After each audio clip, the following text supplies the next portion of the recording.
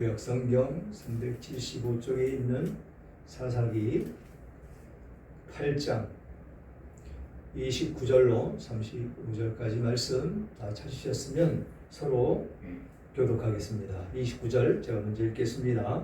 요아스의 아들 여룹바알이 돌아가서 자기 집에 거주하였는데 기드온이 아내가 많음으로 그의 몸에서 나온 아들이 70명이었고 세겜에 있는 그의 첩도 아들을 낳았으므로 그의 이름은 아비멜렉이라 하였더라. 요아스의 아들 기드온이 나이가 많아 죽으매 아비에셀 사람의 오브라에 있는 그의 아버지 요아스의 묘실에 장사되었더라. 기드온이 이미 죽음에 이스라엘 자손이 돌아서서 바알들을 따라가 음행하였으며 또 바알 브릿을 자기들의 신으로 삼고 이스라엘 자손이 주의 모든 원수들의 손에서 자기들을 건져내신 여호와 자기들의 하나님을 기억하지 아니하며 다같이요. 또 여호바알이라 하는 기드온이 이스라엘에 베푼 모든 은혜를 따라 그의 집을 후대하지도 아니하였더라. 아멘. 아멘. 오늘 제목은 은혜를 잊어버리고 사는 사람들이라는 제목으로 은혜를 나눌까 합니다.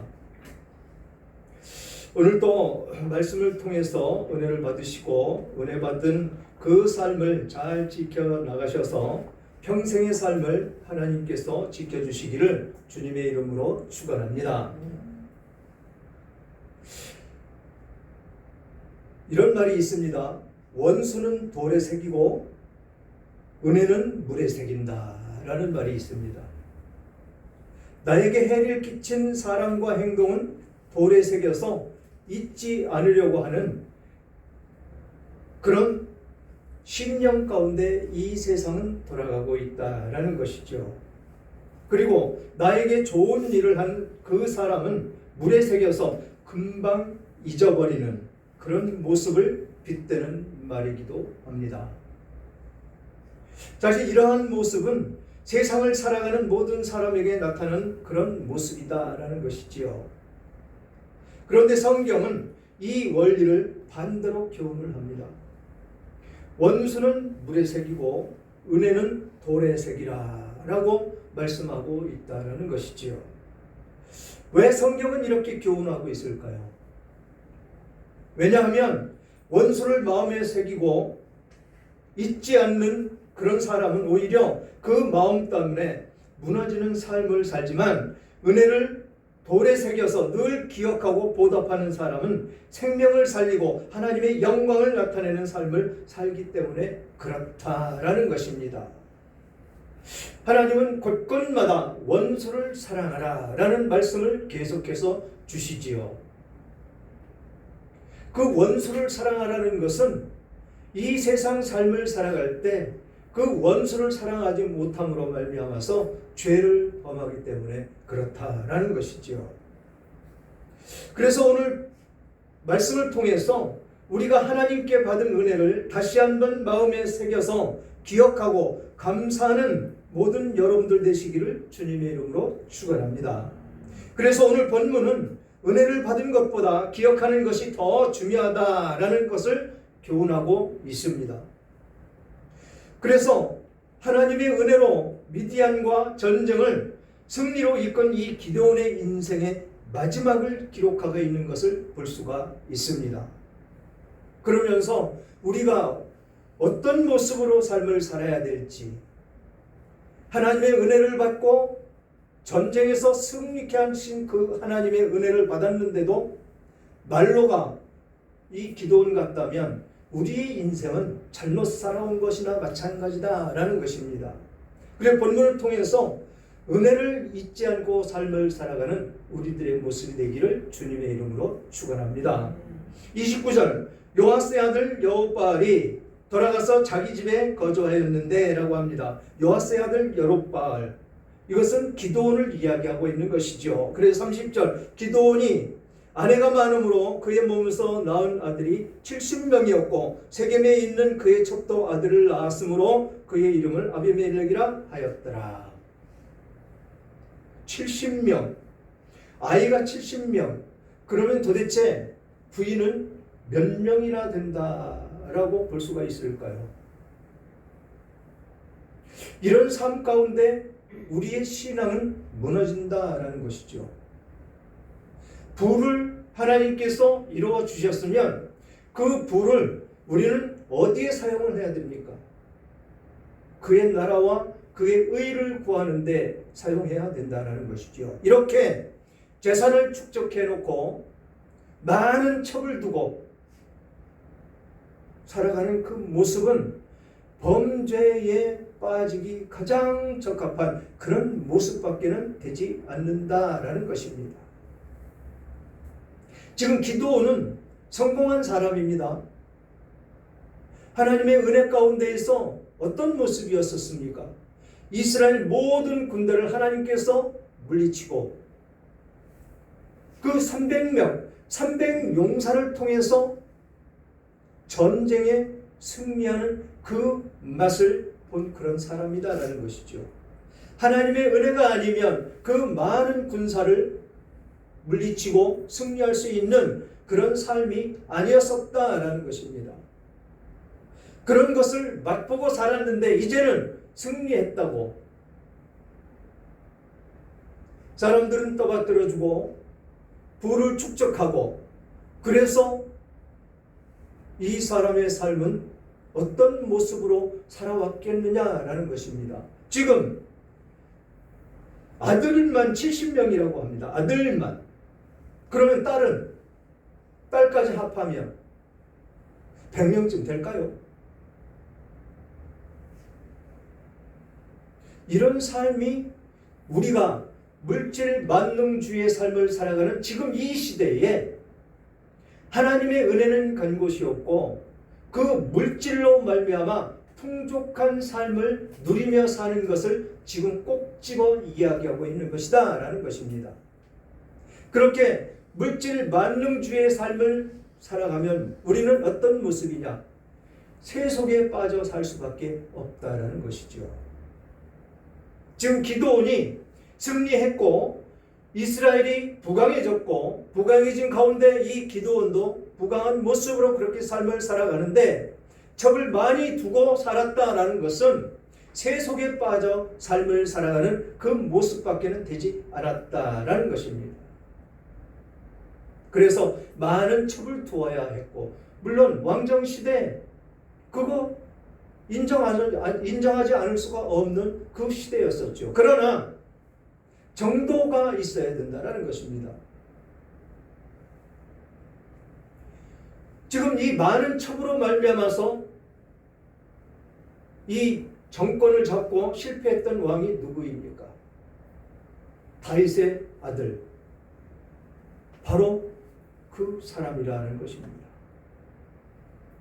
하나님의 지혜를 받아서 부와 명예와 모든 것을 축적한 그런 삶을 살아온 그가 하나님을 의지하기보다는 자기의 힘을 과시하고 또 이웃 주변들과 무엇을 맺습니까? 지금 이스라엘이 여호수아가 기브온과 맺은 그 협약, 그것과 똑같이 주변국과 협약을 맺고 또 그 주변국과 협약을 맺음으로 말미암아 그 공주들을 아내로 삼았던 그 모습. 그래서 하나님은 징계하시죠. 그 아내를 많이 맺는 그 삶이 어떤 모습이냐? 그것도 이스라엘의 선민이 아니고 다른 이방 나라의 여인들, 그들을 맞아들인다는 것은 그들의 신을 받아들이는 것과 똑같다라는 것입니다. 모든 믿음의 신앙 가치는 어디에서부터 나옵니까? 남자가 우선입니까? 여자가 우선입니까? 기도를 남자가 많이 합니까? 여자가 많이 합니까? 그것은 여자가 앞서가기 때문에 여자의 신앙 가치를 따라가기가 가장 쉽다라는 것입니다. 그래서 하나님의 아들들이 사람의 아름다운 딸들을 보고 시집가고 장가가고 그랬더라라는 것입니다. 아무것도 아니죠. 결혼하는 것인데. 근데 하나님이 왜 그들을 징계하고 그들을 심판하십니까?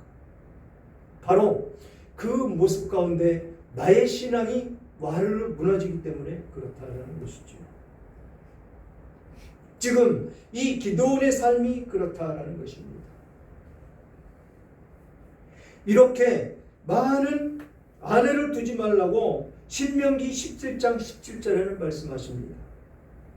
그에게 아내를 많이 두어 그의 마음이 미혹되게 하지 말 것이며 자기를 위하여 은금을 많이 쌓지 말 것이니라. 지금 이 기드온의 선친들에게 하신 말씀입니다. 그런데 이 말씀은 온데간데 없어졌다라는 것이죠. 하나님께서 정해주신 말씀, 그것이 온데간데 없어졌다라는 것입니다. 뭐라고요? 아내를 많이 두어 그의 마음이 미혹되게 하지 말아라. 아내를 많이 두면 이 사람 말도 들어야 되고 저 사람 말도 들어야 되고, 갈대와 같이 마음이 흔들리고 갈대와 같이 신앙 가치가 무너지고 그런 모습 가운데 살아간다는 것입니다. 전혀 하나님의 은혜는 온데간데 없어진다라는 것이죠.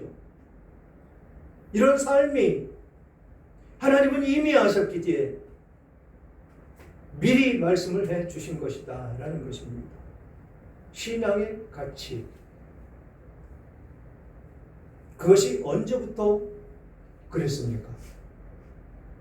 바로 이 결혼관에 대해서 바로 노아의 심판 때부터 하나님은 말씀해 오셨다라는 것입니다.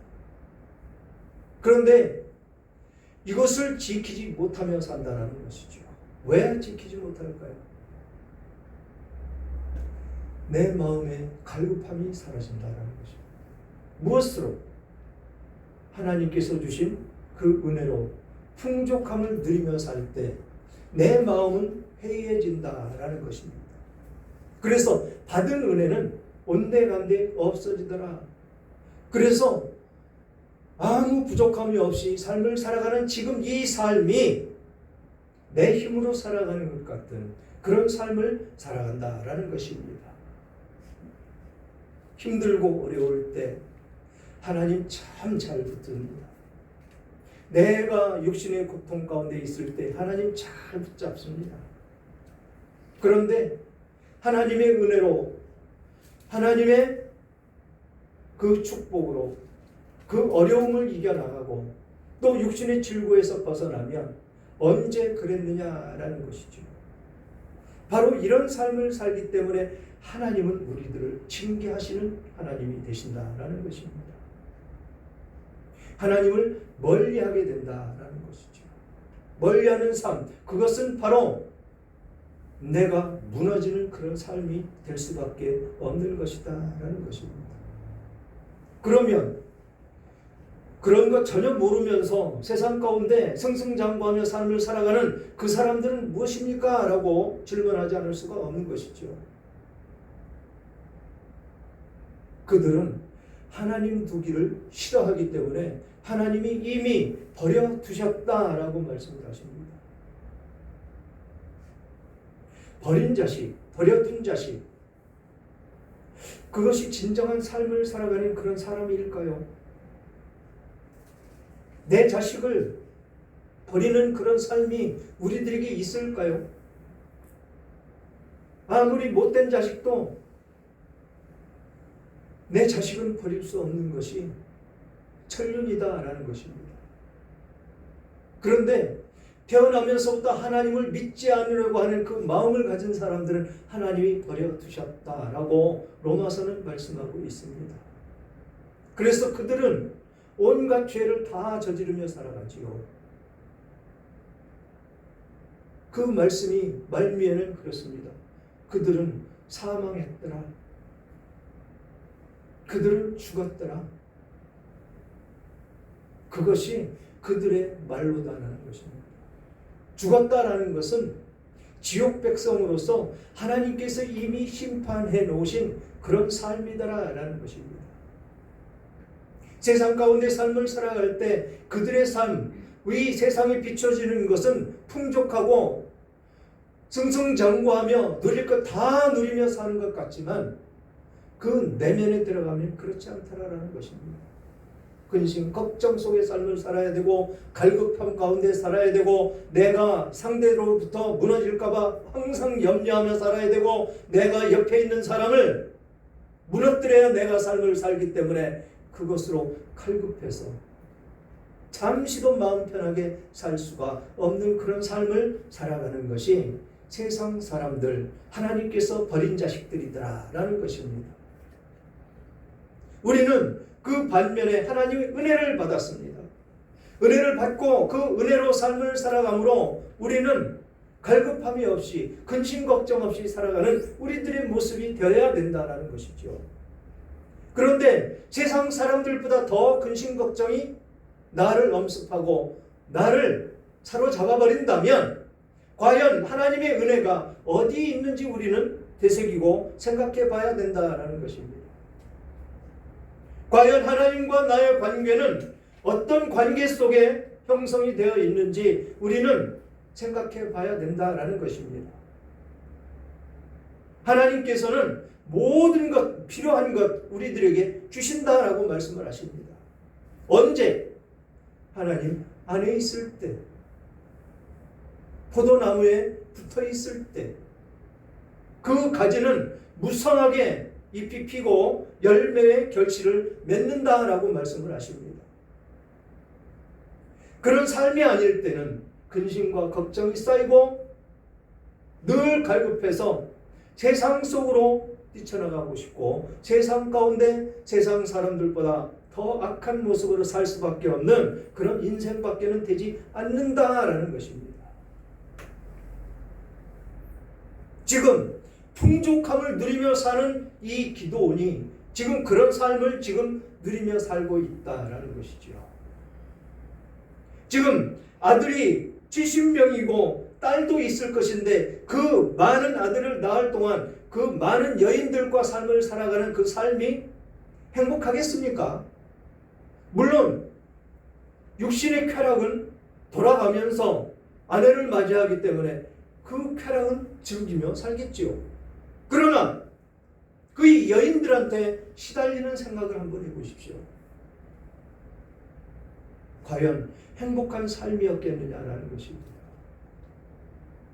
내 욕심으로 나의 부와 명예로 세상을 지배하고 있는 그 모습을 지금 많은 아내를 맞이하며 그것으로 세상 가운데 나는 이런 사람이야 라고 내비치는 그런 삶밖에는 되지 않는다라는 것입니다. 하나님과는 전혀 관계가 없는 그런 삶을 살아가는 그 모습이다라는 것입니다. 그런 삶 가운데 32절 보니까 요아스의 아들 기드온이 나이가 많아 죽음에 에비에셀 사람의 오브라에 있는 그의 아버지 요아스의 묘실에 장사되었더라. 우리의 인생은 이렇게 짧게 지나갑니다.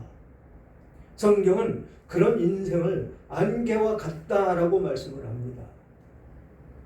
또 인생은 풀과 같고 풀한 꽃과 같다라고 표현을 합니다. 그렇듯이 잠깐 지나가는 그런 인생이다라는 것이죠. 안개가 다 드리워졌다가 삽시간에 사라져 버립니다. 그런 인생밖에는 되지 않는다라는 것이죠. 그런 과정 가운데 우리가 죄 가운데 빠져 산다면 하나님은 기뻐하시겠느냐라는 것이죠. 아버지가 자식들이 곁길로 가고 있는데 그 마음이 어떻겠느냐라는 것입니다. 우리의 인생이 그렇다라는 것입니다. 지금 은혜를 잊어버리고 사는 우리들의 모습은 아닌지 우리는 뒤돌아보며 생각하고 살아야 된다라는 것입니다. 은혜에 감사할 줄 안다면 이 기드온과 같은 이런 풍족함이 있다 할지라도 하나님께만 속해 있는 모습이 되어야 된다라는 것이죠. 거룩한 삶, 거룩한 모습, 세상 사람들부터 칭송을 들을 수 있는 우리들의 삶이 되어야 된다라는 것입니다. 하나님은 그것을 원하고 계시죠. 내가 거룩하니 너희도 거룩하라고 하신 그 말씀 가운데, 그 모습 가운데 하나님의 백성으로, 하나님의 말씀의 소유자로 그렇게 살아가야 된다라고 말씀을 하고 있는 것이다 라는 것입니다. 그러면서 33절 보니까 기드온이 이미 죽음에 이스라엘 자손이 돌아서서 바알들을 따라 음행하였으며 또 바알 브롯을 자기들의 신으로 삼고 무너져가고 있다는 것입니다.